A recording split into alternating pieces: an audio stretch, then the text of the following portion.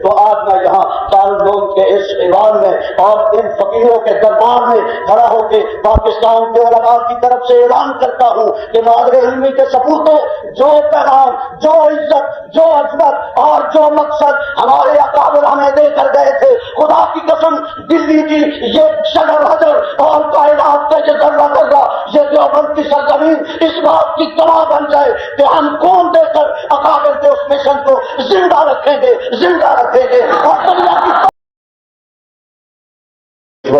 اگر دارالعلوم کی تاریخ کو دہرایا جائے تو اس کی تفصیل خطے کے ایک ایک درخت کی ٹہنیوں کو لکھی، اور اگر اس کا اجمال بیان کیا جائے تو دارالعلوم کی ایک ایک اینٹ جہاد حریت کے پروانوں کی ایک دستاویزی ہمارے سامنے تصویر موجود ہے۔ کائنات حسن جب پھیلی تو لابہ ہوئی، اور جب سمٹی تو تیرا نام ہو گیا، اور دلی سے جو بن چلا تو مجھے تاریخ کے وہ نقوش سامنے آ گئے جب 500 علماء کو ایک دن میں تختہ دار جواب دے گئے تھے، درختوں کی ٹہنیوں سے لٹکا کر موت کے آغوش میں دے دیا تھا۔ سچ پوچھئے تو دیوبند ان دلدوز شیخوں کا نام ہے جو 1857 میں شہید ہونے والے علماء نے آخری وقت اپنے آنے والے سپوتوں کے لیے چھوڑی تھی۔ سچ پوچھئے تو دیوبند اس غیرت کا نام تھا جو کمری والا صحابہ کو دے کر دیا۔ سچ پوچھئے تو دیوبند اس صداقت کا امین ہے جس امانت کو لے کر صدیق اکبر داغ ہو گئے۔ سچ پوچھئے تو دیوبند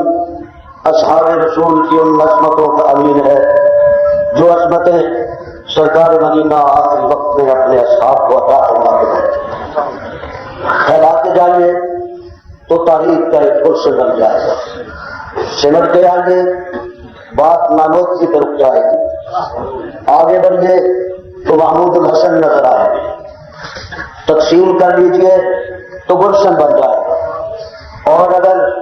اس گلشن کے مختلف پھولوں کو الگ الگ تنہا تنہا اکیلا اکیلا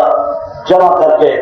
کسی گلدستے میں سجا دیا جائے تو ان کا نام دیوبند بن جائے گا۔ اور ان پھولوں میں سے اگر آپ نے تفسیر کی خوشبو سونگھنی ہو تو پھر تھانہ بھون چلے جائے۔ اس گلدستے میں اگر آپ نے فقاہت کی خوشبو سونگھنی ہو تو گنگو چلے جائے۔ اس گلدستے میں اگر آپ نے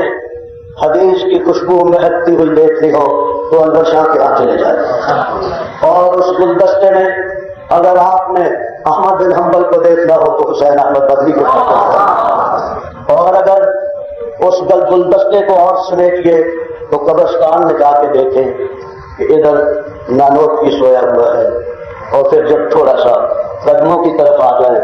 تو پھر محمود الحسن اور حسین احمد پکے سوئے ہوئے ہیں۔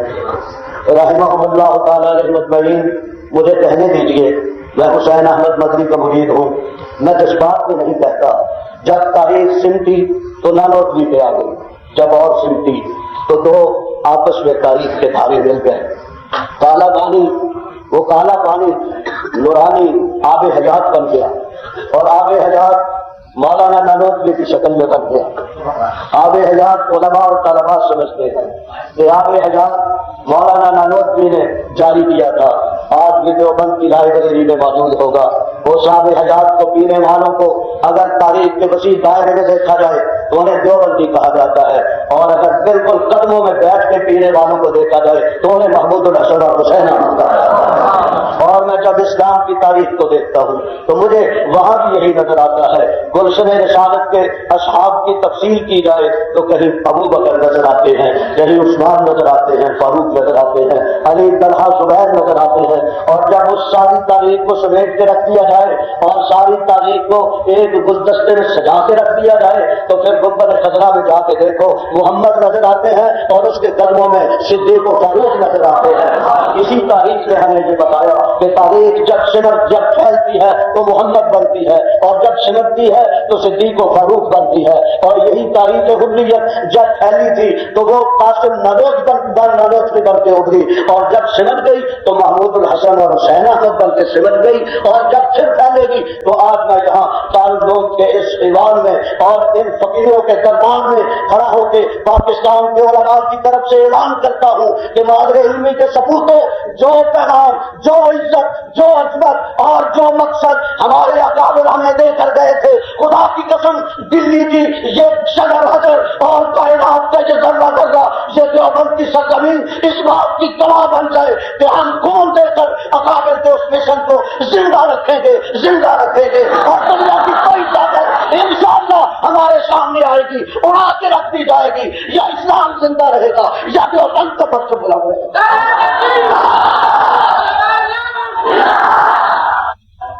دارالعلوم کے اس ایوان میں اور ان فقیروں کے دربار میں کھڑا ہو کے پاکستان کے علماء کی طرف سے اعلان کرتا ہوں کہ مادر علمی کے سپوتوں، جو پیغام، جو عزت، جو عظمت اور جو مقصد ہمارے اکابر ہمیں دے کر گئے تھے، خدا کی قسم دلی کی یہ شجر حجر اور کائنات کا یہ ذرہ ذرہ، یہ دیوبند کی سرزمین اس بات کی گواہ بن جائے کہ ہم خون دے کر اکابر کے اس مشن کو زندہ رکھیں گے